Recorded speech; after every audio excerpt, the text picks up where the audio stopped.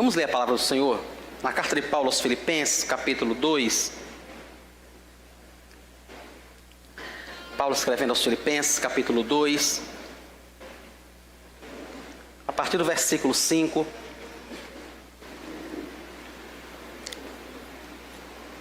Diz assim o texto: tenham entre vocês o mesmo modo de pensar de Cristo Jesus, que mesmo existindo na forma de Deus, não considerou o ser igual a Deus algo que deveria ser retido a qualquer custo. Pelo contrário, ele se esvaziou, assumindo a forma de servo, tornando-se semelhante aos seres humanos. E reconhecido em figura humana, ele se humilhou, tornando-se obediente até a morte, e morte de cruz. Por isso também Deus o exaltou sobremaneira, e lhe deu o nome que está acima de todo nome, para que ao nome de Jesus se dobre todo o joelho nos céus, na terra e debaixo da terra, e toda língua confesse que Jesus Cristo é o Senhor, para a glória de Deus Pai. Amém. O Senhor Jesus, conforme diz o apóstolo Paulo, inspirado por Deus, Ele é Deus. É preciso que isso fique muito claro para a gente, irmãos. A Trindade é formada por Deus Pai, Deus Filho e Deus Espírito Santo. Nenhum deles é maior ou superior ao outro em sua essência. Deus Espírito Santo é tão Deus, tão poderoso, tão majestoso quanto Deus Pai. O Deus Filho é tão poderoso e glorioso quanto Deus Espírito Santo. Não há nenhum tipo de diferença, nada, exatamente nenhuma diferença na essência do que eles são. Eles são Deus, são somente um Deus, Pai, Filho e Espírito Santo. Mas o Senhor Jesus resolveu assumir a forma de servo, assumir a forma de homem. E no conselho da Trindade, no conselho de Deus, Deus Pai, Deus Filho e Deus Espírito Santo planejaram como haveriam de salvar o ser humano que havia se voltado contra Deus, havia se voltado contra os mandamentos do Senhor e resolvido que deveria seguir o seu próprio caminho. Isso é o que a Bíblia chama de perdição. O que a Bíblia chama, irmãos, de perdição é você ter o caminho apontado por Deus e resolver escolher outro caminho. Algumas vezes as pessoas pensam que perdição é cometer pecados horríveis, né? Não.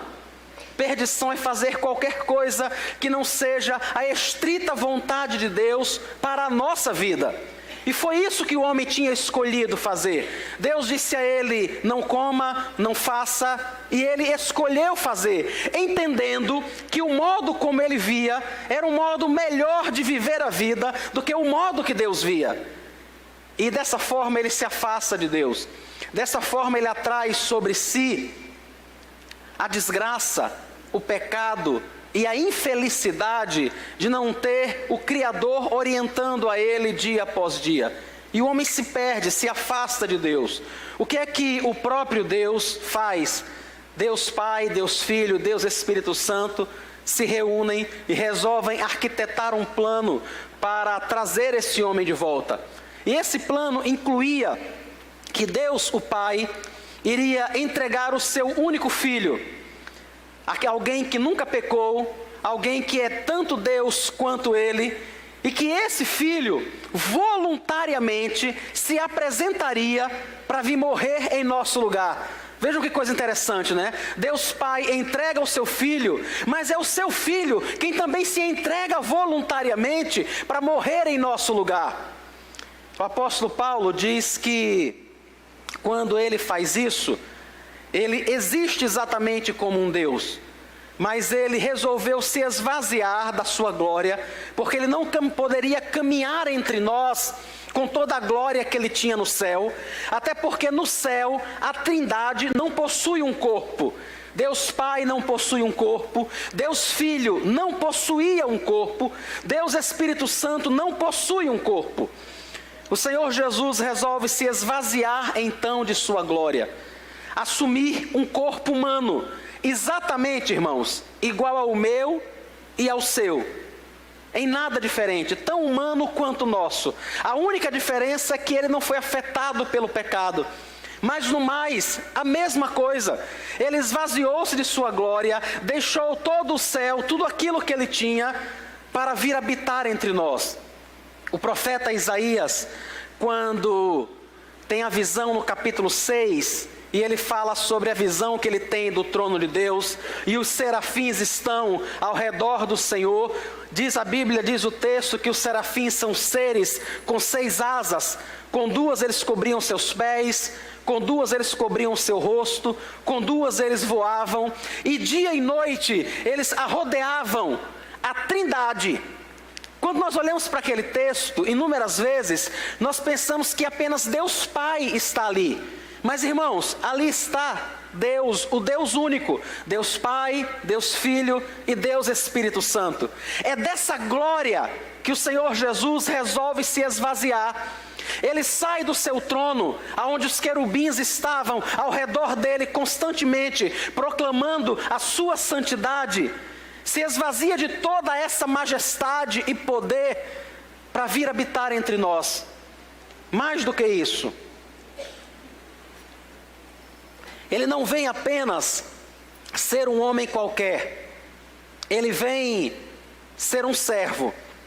Ele vem nascer como uma pessoa pobre, numa família pobre, num local pobre, e ser criado num local mais pobre ainda. Quando um dos apóstolos fala para outro sobre o Senhor Jesus e diz: olha, eu encontrei o Messias, ele vem de Nazaré. E o outro responde: e de Nazaré pode vir alguma coisa boa? Será que pode vir alguma coisa boa? Nazaré era uma pequena vila na região da Galileia, um local muito pobre, muito simples, irmãos.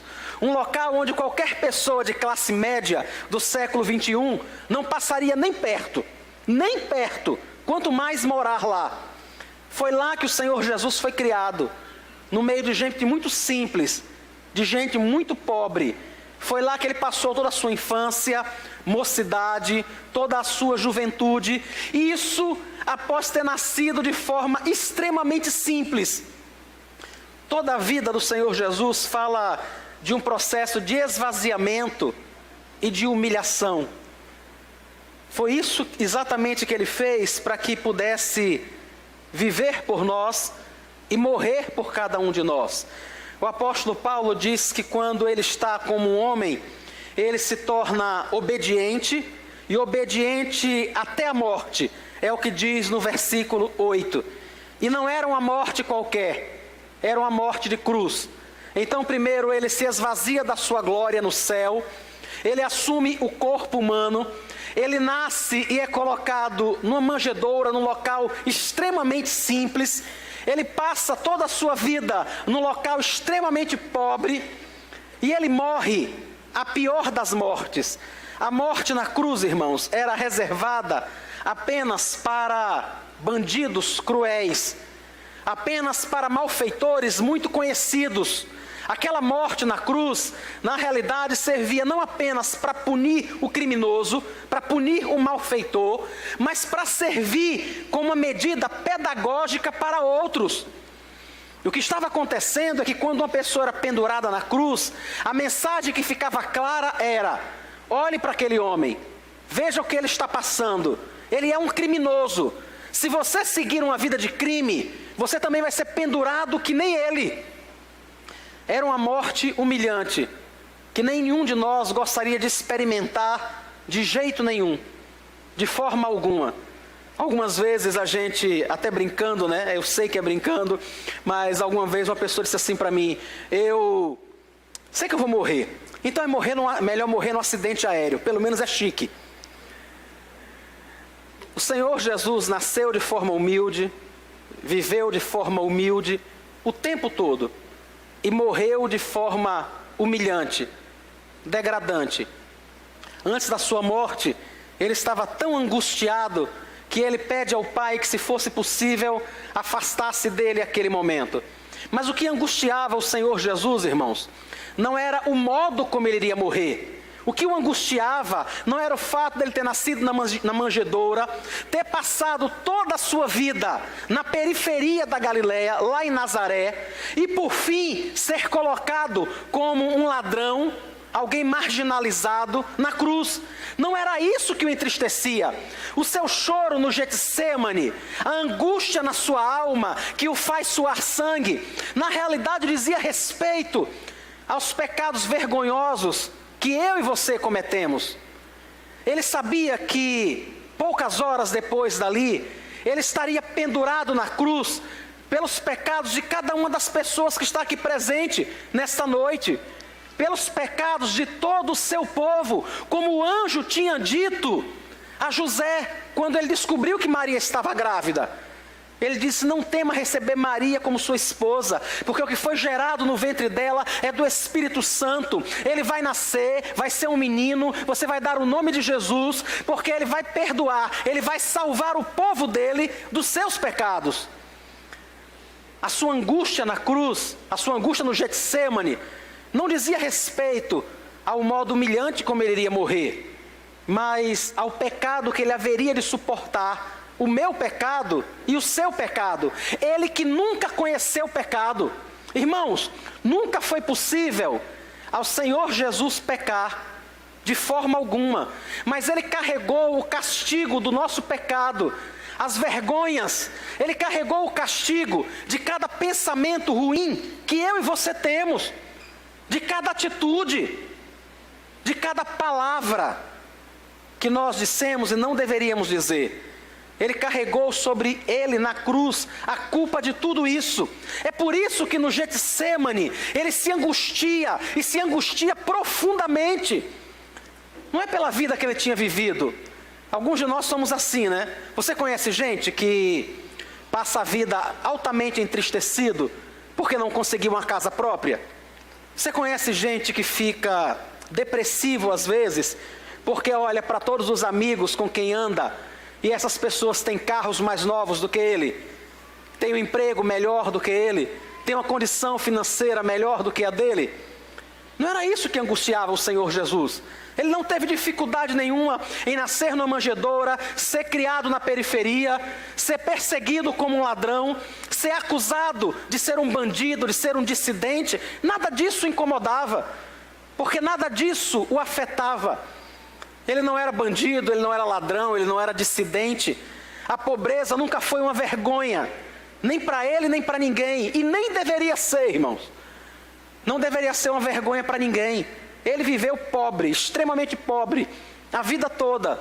Uma vez ele chegou a dizer que o Filho do Homem, e ele estava se referindo a ele mesmo, não tinha onde repousar a cabeça. Ele disse: olha, até as raposas têm os seus covis, os passarinhos têm os seus ninhos, o Filho do Homem não tem onde repousar a cabeça. Isso não o angustiava, isso não causava depressão, isso não fazia ele ter 4 jornadas de trabalho, isso não fazia ele trabalhar o dia todo, 8 horas por dia, e depois rodar de Uber a noite toda. Nada disso. Mas o angustiava carregar o peso do nosso pecado. Era isso que acontecia com ele. Mas ele escolheu ser assim. Ele escolheu se humilhar, ele escolheu ser obediente até o final, para que hoje, eu e você, irmãos, pudéssemos colocar uma roupa bonita, para que a gente pudesse ir numa loja, comprar uma roupa, comprar um sapato, se arrumar, pentear o cabelo, os que tem, né? Pentear o cabelo, colocar um perfume e vir para a igreja, participar de uma cantata, se alegrar. Ele morreu por conta disso, irmãos. Ele sofreu tudo aquilo que ele sofreu para que nós não precisássemos sofrer. Ele chorou e se angustiou até a morte diante de Deus, para que nós agora pudéssemos chegar diante de Deus de cabeça erguida, sem dever nada a Deus, porque aquilo que nós devíamos, os palavrões que nós dissemos, o orgulho que existe no nosso coração, os pensamentos pecaminosos, as palavras grossas, para que tudo isso fosse perdoado por Ele.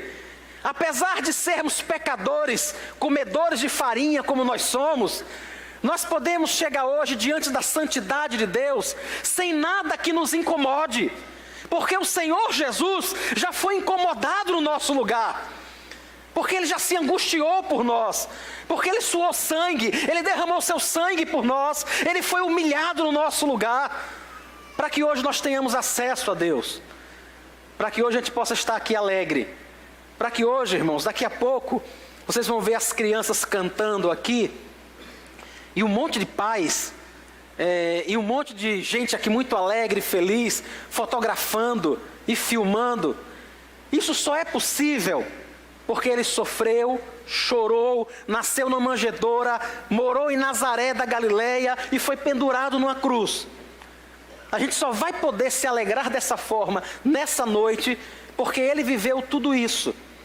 Quando Paulo escreve aos Filipenses, ele então diz, ele começa o versículo 5 dizendo: tenham então entre vocês o mesmo modo de pensar que existia em Cristo Jesus. O único modo, irmãos, de eu e você entendermos essa data, entendermos o Natal, é se eu e você entendermos que este dia se refere a um dia de esvaziamento, a um dia de humilhação, se refere ao dia em que o próprio Deus Filho tomou um corpo de carne, humilhando-se e habitou entre nós. Esse dia não se refere a comprar roupa nova, a comprar panetone, a montar uma mesa de ceia maravilhosa. Não se refere a nada disso, irmãos, nada. Eu não estou dizendo que essas coisas são erradas, são boas, são boas. Hoje eu participei de um dos almoços mais maravilhosos que eu já tive. Pensa num negócio abençoado. Fico muito feliz por isso. Mas isso é apenas, irmãos, um detalhe em tudo aquilo que Cristo fez por nós. Isso é aquilo que deveria, na realidade, mover o nosso coração, é o que Ele passou. Não adianta nada se a gente compra roupa, carro, casa, ceia, se monta uma mesa maravilhosa, mas se o nosso coração é orgulhoso, se o nosso coração é soberbo, se no nosso coração, de alguma forma, a gente se sente melhor do que o outro, por causa da etiqueta da nossa roupa. Dá para imaginar um negócio desse? Mas tem gente que se sente, irmãos. Tem gente que se sente muito melhor por causa da qualidade do carro que ele usa. De algum modo ele acha que ele é um pouco melhor do que o outro, que ele talvez esteja um pouco acima, que talvez Deus goste um pouco mais dele do que do outro, por causa da condição financeira que ele tem. Nada disso é verdade, irmãos. Esse dia é um dia de nos lembrar o quanto nós somos pecadores, o quanto nós não merecíamos nos alegrar, o quanto nós não merecíamos nenhum tipo de ceia, não merecíamos nada, mas Ele sofreu no nosso lugar, enquanto eu e você hoje participamos de uma ceia maravilhosa. Ele tomou o fel no alto da cruz, para que isso fosse possível para a gente. E a palavra de Deus alerta e convoca a mim e a você: tenha o mesmo sentimento que houve em Cristo Jesus. Pare de ser orgulhoso, sabe? Pare de ser prepotente. Pare de achar que de repente você tem mais e pode mais por causa da sua condição social, da cor da sua pele, da quantidade de diplomas que você tem pregado na parede, pela quantidade de idiomas que você fala, pela sua formação. Nada disso faz sentido, irmãos. Quando nós vemos o Filho de Deus deixando o seu trono de glória e vindo habitar conosco, o que aquela criança na manjedoura estava dizendo para mim e para você é: nós não merecemos nada, não merecemos, não há motivo de orgulho para nós, nenhum. Se tivermos de nos alegrar, precisamos nos alegrar na morte dele, na sua crucificação. É nisso que nós precisamos nos alegrar, sabendo que nós não vamos estar ali, irmãos. Nós nunca vamos passar por aquela cruz. Aquele que está em Cristo nunca será julgado. Aqueles que não conhecem a Cristo, eles vão morrer, um dia eles vão ressuscitar, e quando eles acordarem, eles estarão diante de um trono branco, e estará sentado sobre ele o Senhor do universo. Esse texto, lá em Apocalipse 20, diz que naquele momento as pessoas vão fugir, aterrorizadas, diante daquele juiz que estará sentado naquele trono branco. Apenas aqueles que não conhecem a Cristo. Para aqueles que entenderam o sentido do Natal, para aqueles que entenderam o porquê aquela criança nasceu ali e morreu, diz a Bíblia que essa pessoa vai morrer e um dia ela vai acordar e ela estará diante daquele trono, mas não haverá nenhum tipo de temor no coração dela, nada, porque a presença daquele Deus santo e maravilhoso não vai representar nenhum tipo de medo para ela. Por quê? Porque todo o medo que aquele trono de justiça poderia representar já foi absorvido por Jesus Cristo no alto da cruz. Então, quando eu e você levantarmos da morte, nós vamos estar diante de um Deus que é santo, santo e santo.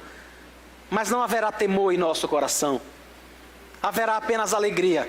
Haverá apenas contentamento. É isso que representa esse dia, o Filho de Deus se humilhando por nós, para que nós tenhamos condições de viver diante dele. Então, se você entendeu isso, viva como Cristo viveu.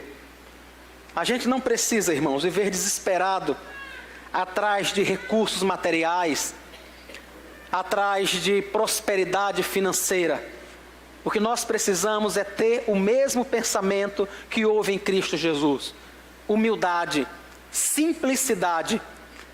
Alguém que viveu de forma muito humilde e que sempre serviu ao Senhor. O apóstolo Paulo termina o versículo 7 dizendo que por isso Deus o exaltou. Ele deu um nome que está acima de todo nome, para que ao seu nome todo joelho se dobre e confesse que Jesus Cristo é o Senhor, para a glória de Deus Pai. É isso que eu e você precisamos fazer nessa noite.